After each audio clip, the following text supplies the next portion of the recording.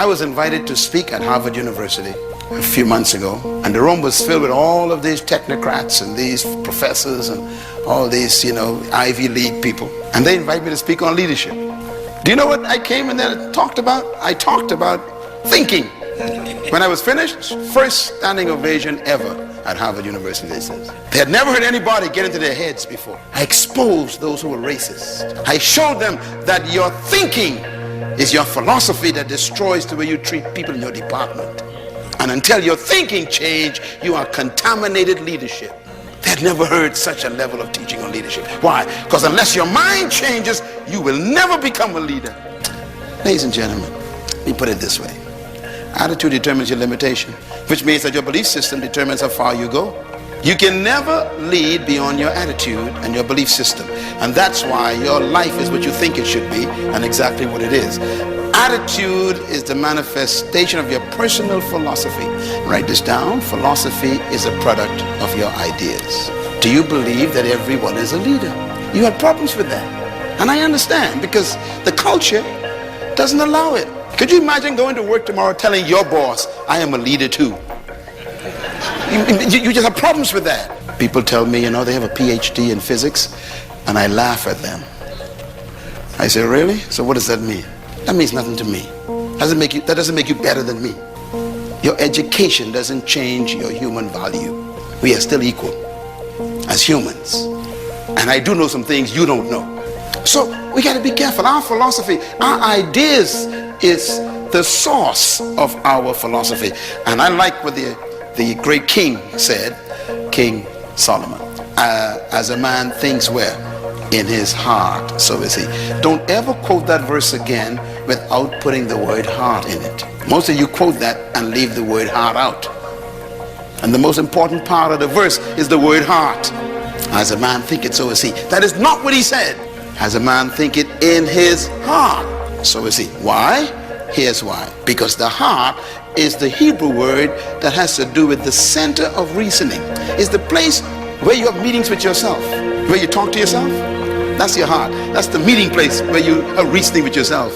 That's where you sit down and say, well, let's say now, can I do this? Can I not do it? Can I really do this? That's where you're having meetings with yourself. Because that's where your belief system is hidden. In other words, your heart is also, Paul calls it the hidden man. The psychologists would call it your subconscious mind. I call it your hard drive. This iPad got a hard drive on it. Don't trust what's on the desktop. The display, don't trust that. The stuff on the inside, that's the real thing. Now, what is your heart? Your heart is the place where you keep all the ideas you collected all your life, the ones you believe, you keep it. So when you hear the word heart in the Bible, don't point at your chest, point at your head. Blessed are the pure in heart. Don't go to your chest. Religious people go to their chest. The pump in your body is not impure. It's doing its job, pumping blood. So, blessed are the pure in heart. It ain't nothing to do with your pump. It has to do with your mind. Are your thoughts pure? Are you thinking with purity? So, he says, as a man thinking in his heart, so is he. As a man thinks in his subconscious mind. What have you downloaded as your software on your hard drive that you believe? Every time someone presses a certain button in your life, whatever is there comes up. For example, there's some of you black people in this room. When a white man comes into your department, you become very nervous. And when a black man comes, you act like you don't care. In other words, there's something in your heart, your hard drive still got some problems. There's some viruses. You're sick. It's there on your hard drive. 40 years of struggle and you're still there. You ain't free yet. You just delivered. Deliverance is when you leave Egypt and enter the wilderness. Freedom is when Egypt leaves your mind. So stop telling people you're free.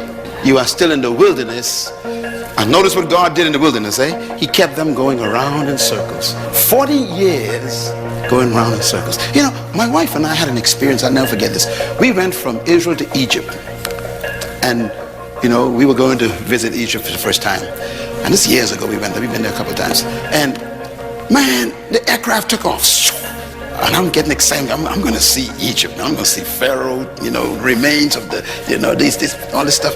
Get excited. And before I could get excited, they said, we're about to land. Fasten your seatbelts. I said, wait a minute. We just took off. And the flight attendant says, yes, we're landing.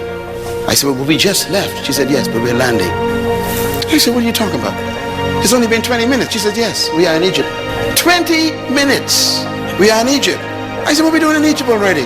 She says, Cairo is only 20 minutes away. No, you didn't hear what I just said. Okay, let me explain it to you. It took Moses then 40 years to go from Egypt to Israel, where I was. 20 minutes.